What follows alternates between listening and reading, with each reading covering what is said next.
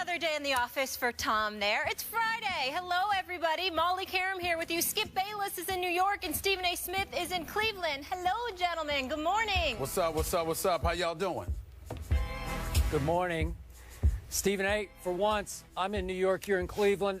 I miss my people in Cleveland. Cleveland loves me. They wanted me to be the mayor last year, but I had to go home. Well, I really don't believe that. We all know they didn't want you to be the mayor. I'm in Cleveland tonight, the Cavs home opener against the Miami Heat. And Skip Bayless, guess who is co-hosting the 6 o'clock Sports Center tonight? For the first time in my career, I'm co-hosting Sports Center. I'm nervous as hell, okay? I just want you to know that. So I'm warning you in advance. Don't come laughing at me because of how pathetic I looked on Monday. Promise me you'll do that. Stephen A. gets nervous?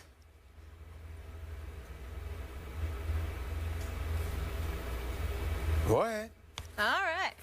We appreciate you guys starting your weekend here with us on First Take. Redskins wide receiver Pierre Garçon, speaking of co-hosts, he's in the house. We'll talk to him in a few about all things Washington and the NFC East.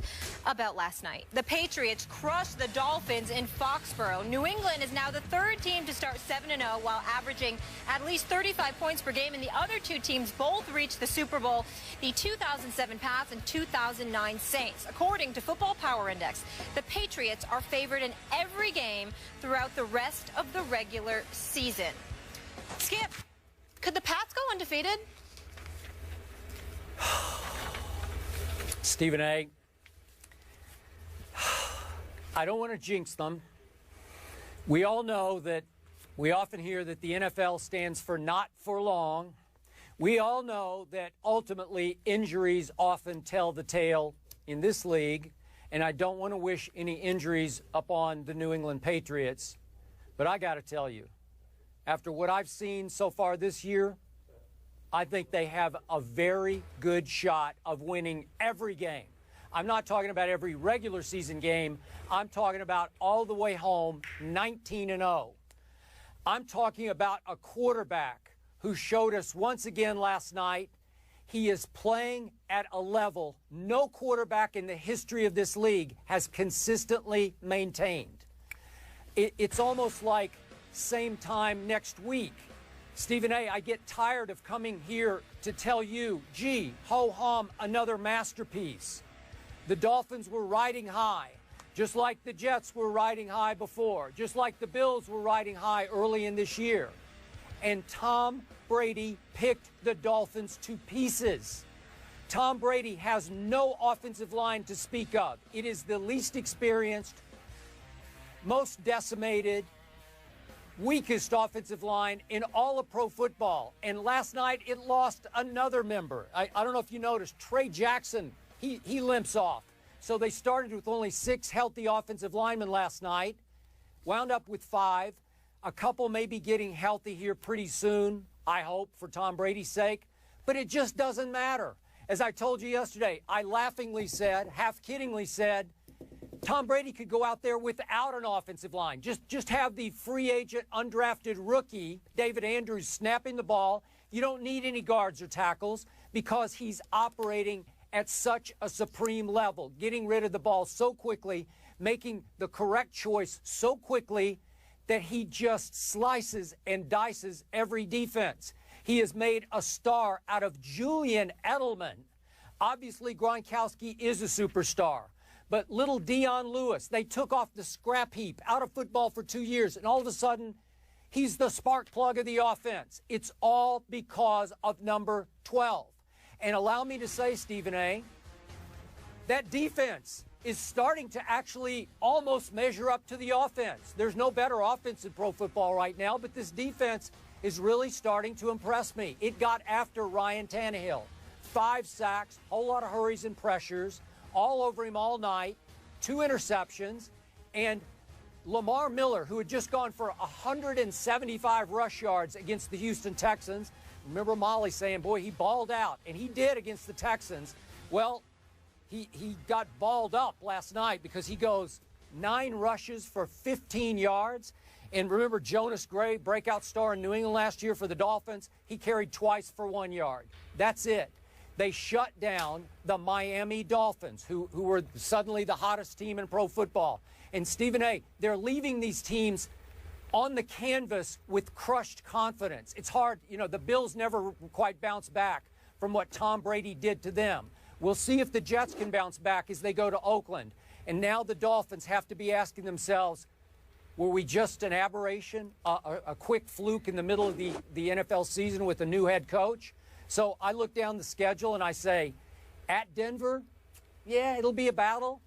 I like Brady over Peyton. And then at the Jets, December 27th, I don't know. I still like Brady even against Revis and Cromartie and Buster Screen. I still like him. And then in the postseason, there's a Cincinnati, there's a Denver, maybe even there's a Jets for the third time. Do I still like them to win those games in Foxborough? I got to tell you, I do. Do I like them to beat whoever comes out of the NFC? I must tell you, if they stay healthy, and that's always a huge if, I do. I'm just here to tell you, after last night, I sat back and said, is 19-0 just beyond comprehension? No, it's becoming more and more realistic.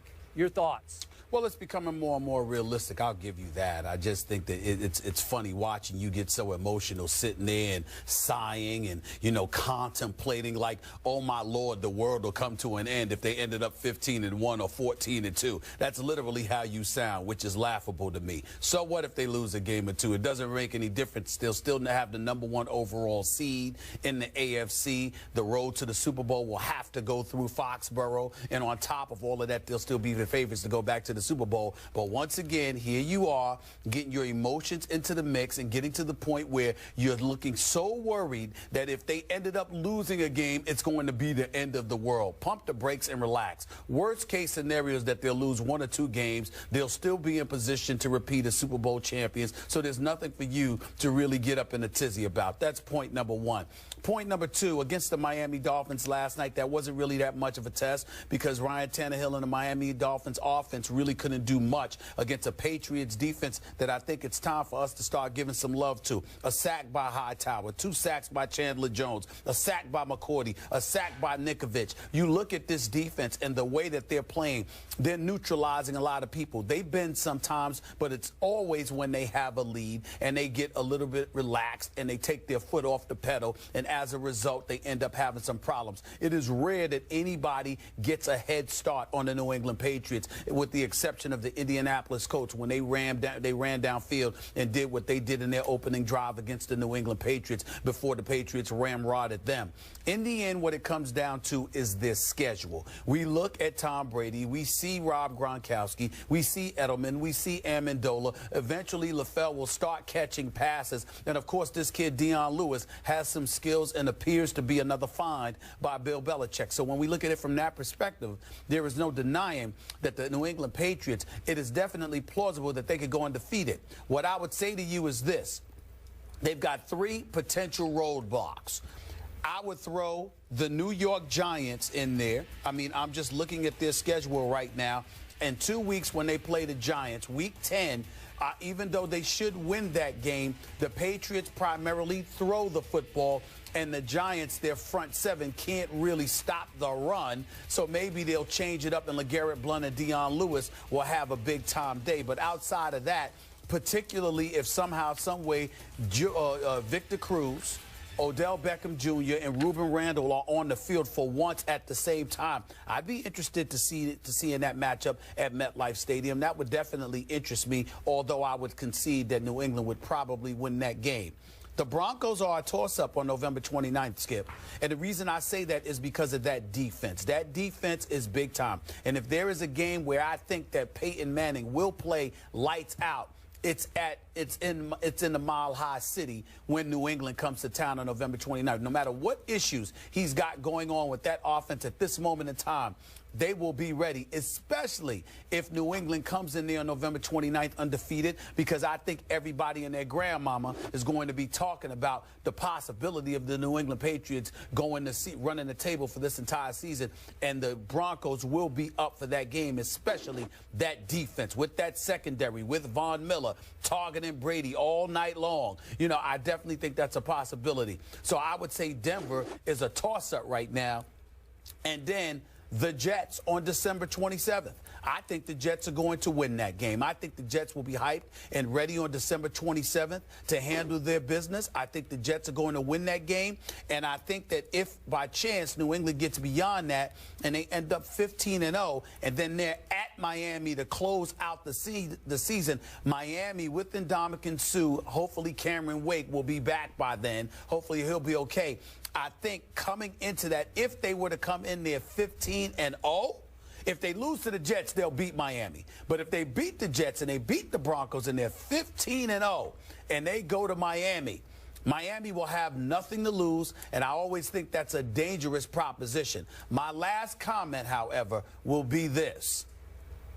If they happen to go undefeated, let me be very, very clear, although I'm picking Seattle to still win the Super Bowl, Skip, nothing would make me happier than to finally shut that dude up in Miami who consistently sits there and says, don't call me, you know, when you're in my neighborhood. Call me when you're on my block. You understand what I'm saying? I got brain locked for a second. You know who I'm talking about, the Miami Dolphins. That's right, the Mercury Morris. That's it. I mean, that guy right there. I like him. Don't get me wrong. But, my Lord, we've been listening to him echo that sentiment for what? In excess of 40 years. I am so sick and tired of hearing that from him. I want that slogan just removed from the American lexicon. So I would be very, very happy in that regard. But I don't see it happening. I think the Patriots will end up losing at least one of these games. Giants, Broncos, Jets, or Miami.